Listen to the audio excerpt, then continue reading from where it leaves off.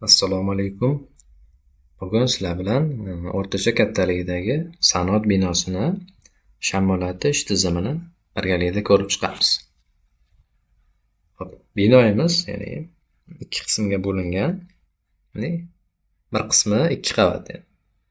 Administrativ xonalardan iborat, ikkinchi qismi ya'ni garaj hamda texnik xonalardan asosan iborat. Bu yoqdan ko'rishni boshlaydigan bo'lsak,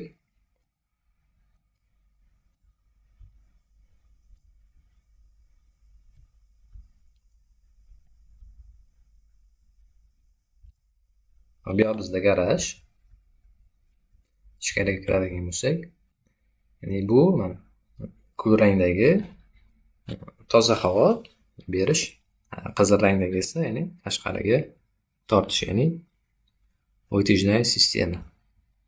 Hop. Mana bitta narsa. Bu yamamiz chuqur bo'lganligi hisobiga bu yoqdagi avtomobilga xizmat ko'rsatuvchi personal uchun ham shamollatish tizimi ko'zda tutilgan. Bu yoqdan toza havo beriladi. E'tibor beradigan bo'lsak, umumiy katta sistemadan pastga tushib bu yoqgacha ham keladi. Endi bu yoqda sekin yuradigan bo'lsak, bu tashqariga tortish sistemasi. Bu yoqdan kelib, endi yer tagidan bu yoqgacha ham keladi.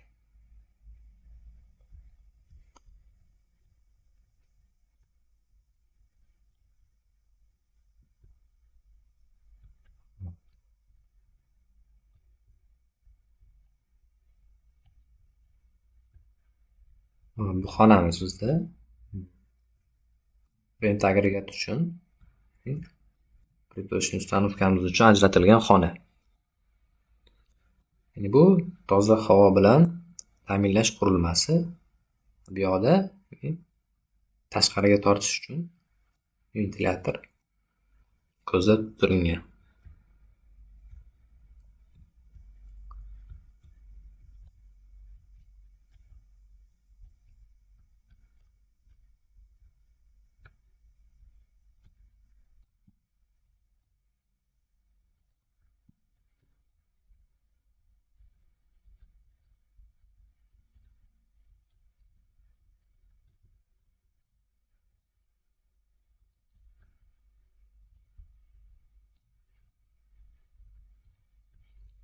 Bu yoqda asosan laboratoriya xonalari hamda ofislar joylashgan.